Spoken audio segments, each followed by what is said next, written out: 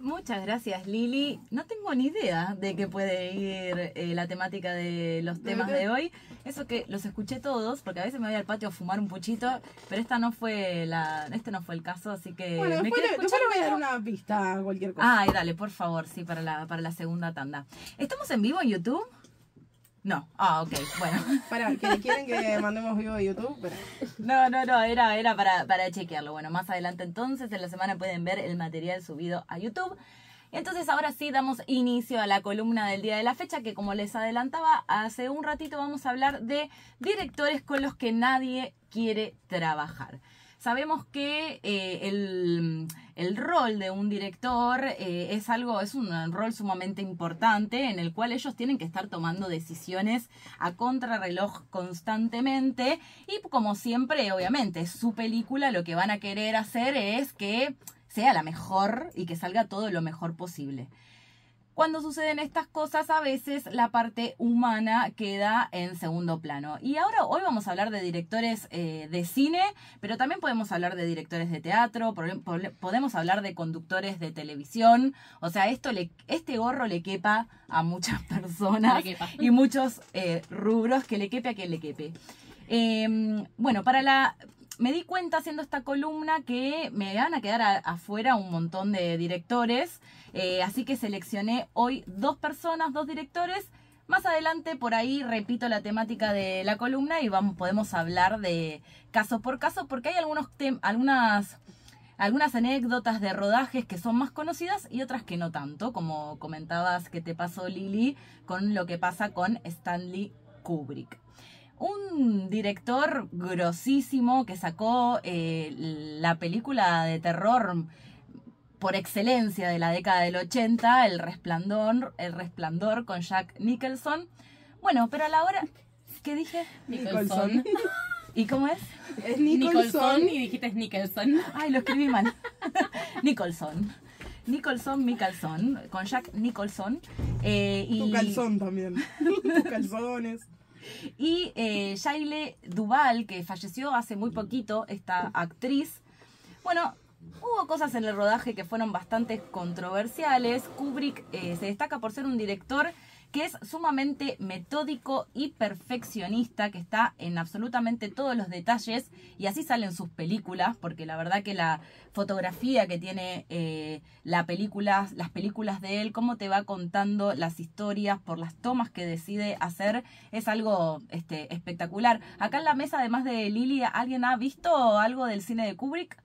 Sí, claro, La Naranja Mecánica y El Resplandor seguro. Y algunas otras que no me estoy acordando. Acá estaba, hace la versión de Espartaco de 1960, que es su primera película de alto presupuesto, y hace la primera versión de Lolita, que es de 1962, previa a la que es más conocida, que es la de la década del 90, que es por ahí la versión de Lolita más conocida, pero la original que hace sobre el libro de... Ay, ahora no me puedo acordar de quién es el libro de Lolita, pero yo tampoco. Fue bastante... Ahí está, Vladimir Nabokov. Vladimir Nabokov es el que escribe este libro y les costó mucho filmarla porque no se aceptaba al principio por lo controversial que es la historia. Porque ella era menor. Exactamente, la historia es fuerte, la historia de Lolita. Bueno, de ahí una perlita como para decir un dato de color. De ahí lo de las Lolitas, por eso cuando aparece Nicole Neumann y todas estas modelos menor de edad de la década del 90 y demás le decían las Lolitas, por esto, por la historia de Lolita.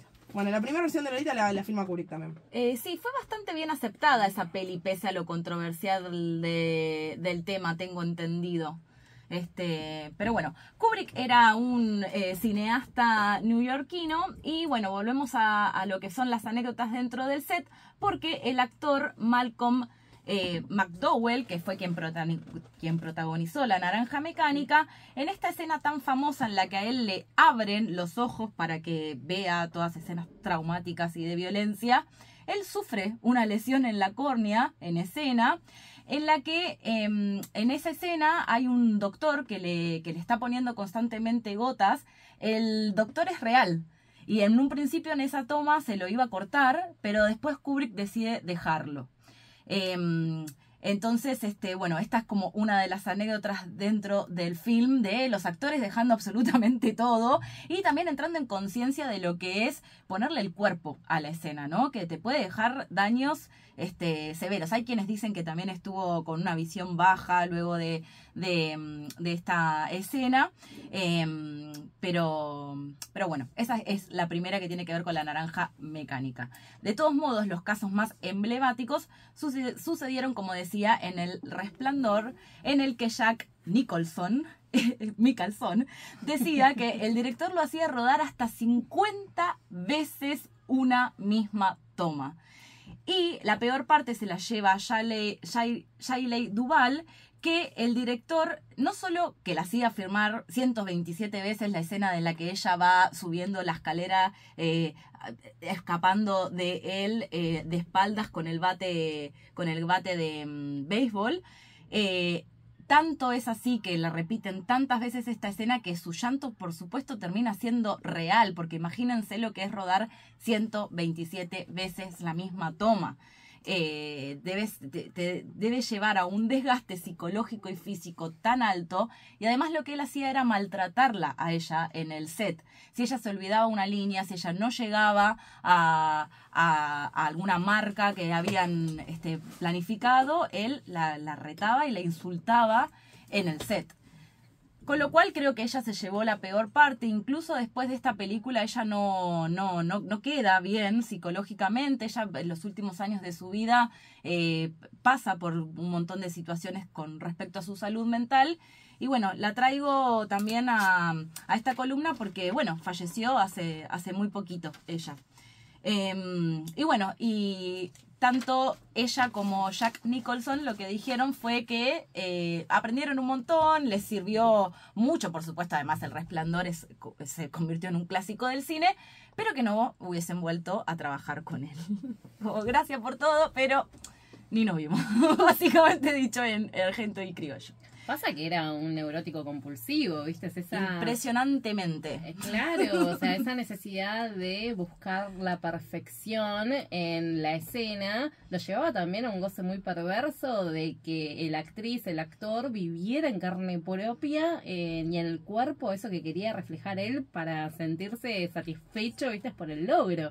Uf, me diste pie para hablar del siguiente director, porque todo eso que coincido, es como que están todo el tiempo obsesionados por el realismo dentro de la escena, y hay veces que los impulsan a los actores y a las actrices a, de verdad, pasarla mal, muy mal. Claro, porque además de lo que vos me decías, yo pensaba, claro, el llanto de ella natural en base a todo esto, después en la filmografía, digamos, en la película queda así espectacular como es el clásico del Resplandor, que si no lo vieron, véanla porque es un peliculón. Aparte las tomas, los colores, Kubrick tenía algo de un poco de la psicodelia a la hora de filmar los primeros planos, que es muy fuerte y es muy llamativo, pero claro, exponen a la persona a tal nivel de límite que del otro lado hay una persona, y eso es terrible. Exactamente, y además también lo que pasa cuando trabajás, bueno, esto ya me estoy adentrando para hablar de Bernardo Bertolucci, con directores que ya están consagrados, con gente que ya tiene cierto poder, y esto es lo que le pasó a la actriz María Schneider. Voy a hablar de... Para armar esta parte de la columna vi un video que se los recomiendo si les interesa la trama, la temática, que lo encuentran en Biopic, que está en YouTube y que habla sobre todo este caso en profundidad. Yo tuve que seleccionar y acortar por cuestiones, por supuesto, de tiempo, pero es muy interesante este caso que les voy a contar, que tiene que ver con el rodaje de la peli El último tango en París, que se estrenó en el año 1972, y digo esto como para darle un marco y un contexto a ayornarnos a cómo era la sociedad en aquel entonces. También un clásico, El último tango en París. Sí, es una película sumamente premiada, pero tiene una escena que es extremadamente controversial, que tiene que ver con una violación. Y bueno, y volviendo a poner en contexto, en el momento que se estrena esta peli, de todos modos quiero decir que estas cosas que voy a contar ahora todavía pasan, no son tan lejanas como creemos, ¿no? Bueno, esta peli está protagonizada por Marlon Brando, quien para ese entonces ya estaba consagrado como una superestrella. Entonces es como la estrella de Hollywood que llega a París a grabar esta peli con Maria Schneider, que para aquel entonces ella tenía 19 años. Estaba empezando con su carrera de actriz, contexto, o sea, pensémonos a cualquiera de nosotras y nosotros a los 19 años que te querés comer el mundo, que estás ahí como desde un lugar de aprendiz, admirando por supuesto trabajar con Marlon Brando. Él había llegado con un montón de requisitos que estaban en desigualdad con ella porque ella no podía exigir lo mismo. Él podía grabar solamente hasta las 6 de la tarde, a ella la hacían grabar durante 14 horas y terminaba, por supuesto, con un desgaste y un cansancio terrible. Dicen que en el rodaje de esta peli ella llegó a bajar hasta 10 kilos. Sí, Marlon Brando también era un personaje que se dice ser bastante complejo a la hora de laburar. Era un tipo que ya para esa altura obviamente era un actor súper consagrado y dicen que era bastante jodido en los sets. Yo ya eso lo he escuchado. En general. Bueno, y encima cae en manos de este director que también era recontra macabro y ideó una escena repulsiva y humillante para saciar sus propios deseos, básicamente, que tienen que ver con conseguir la toma realista entre millones de comillas, ¿no? Entonces ella no fue advertida de que iba a tener una escena de violación. Él decide, acuerda con Marlon Brandon de agregar una escena dentro del guión que sin la N. Ay, otra vez lo escribí mal. Marlon Brando. Nos quedamos ahí. Perdón, ya lo tenía que decir. Disculpen del otro lado por los problemas de los nombres. Bueno, Marlon Brando, bueno, ella no es advertida de que iba a suceder esta escena de violación. Ellos dos lo acuerdan a puertas adentro. Y no solo eso, sino que acuerdan, como estaban comiendo con manteca unas galletitas o lo que sea, dicen, che, qué bueno que sería que agreguemos la manteca y que la violación sea a partir de anal y con una manteca. La citan a ella a rodar esta escena, que la hacen de una sola vez, por supuesto. Y imagínense que para ella fue una situación sumamente humillante. Las lágrimas que salen en la escena son reales. La reacción de ella de sacarse a Marlon Brando de encima también es real. Y dicen que ella, después de grabar esta escena, se fue a las puteadas, por supuesto, se encerró en el camarín, pero guardó silencio durante muchísimos años. Ella, después de muchas décadas, puede hablar de esta situación porque, claro, ella también era inexperta, por supuesto. Tenés 19 años, ella no sabía que esto lo podría haber denunciado, que ella podría haberse oponerse a no querer grabar esta escena. Y bueno, y por toda este abuso de poder que muchas veces hay dentro de los sets por personas que tienen justamente la trayectoria, el lugar en la industria, bueno, salió la película, fue sumamente exitosa. De todos modos, en algunas partes del mundo, por supuesto que fue censurada, a ellos también los condenan durante un tiempo por algunas cuestiones, pero en Hollywood triunfa y hasta fue nominada a premios esta película, ¿no? Y todo esto saltó a la ficha, bueno, luego de un montón de años. Y ella, además de esto, claro, después de grabar esta película, se la toma como un símbolo sexual que el cine necesitaba para ese entonces. Entonces todos los papeles que le empiezan primero que ellos dos, consagrados, como que los premian, los halagan por todos lados por esta peli, pero ella queda en un lugar bastante polémico después de esto, y le ofrecían todos papeles que tenían que ver con desnudos, con interpretar personajes de este estilo. ¿Qué sucede con ella? Como no tenía un marco de contención ni en la industria ni en su familia, cae, por supuesto, en la droga, en consumos de sustancias y en una depresión que la lleva hasta casi querer quitarse la vida. Bueno, finalmente, si buscan en internet, en YouTube, hay notas en las que Bertolucci habla sobre esta escena que planifican ellos dos y deciden filmar. Y dice que él no se arrepiente de todo esto, pero que siente culpa. Que ellos con María no habían vuelto a hablar, por supuesto que María no quiso saber más nada con él. Entonces, por lo tanto, él murió siendo un director consagrado y ella falleció sin tampoco haber recibido nunca una disculpas por parte de ninguno de los dos. Ella fallece de un cáncer a los 58 años, hace un par de años atrás. Y bueno, quería traer esta historia, compartirla, porque me pareció sumamente escalofriante. ¿Y qué hay detrás de todas estas historias tan conocidas, ¿no? Para el cine, películas tan importantes que, bueno, en el fondo, bueno, esconden un montón de historias que son bastante escalofriantes, ¿no? Y ella creo que dejó un legado de lucha frente a una industria que es desigual para las mujeres. Y esto, lamentablemente, no es tan lejano. Obviamente que ahora hay mucha más conciencia, estamos en un momento de cambio social, todo lo que siempre venimos diciendo, pero te puede pasar. No, que te agarren como pichi, que vos no tengas las herramientas en ese momento para defenderte y que tengas que continuar con algo que es sumamente violento y traumático para vos, digamos, en tu trabajo y lo que a mí más me rompe el corazón de ella es en este afán, ¿no? De querer crecer en tu carrera como actriz y que de repente una historia así tan fuerte te traume a tal punto de que terminás internada en un centro psiquiátrico por una cuestión de salud mental, ¿no? Así que, bueno, esto ha sido, las dejé ahí silenciosas y mirándome y pensando, sé que es bastante... Sí. A mí en realidad esto que nos traes hoy a la mesa me hace acordar a Ayúdame con el apellido, la entrevista que tuvimos con Valentín.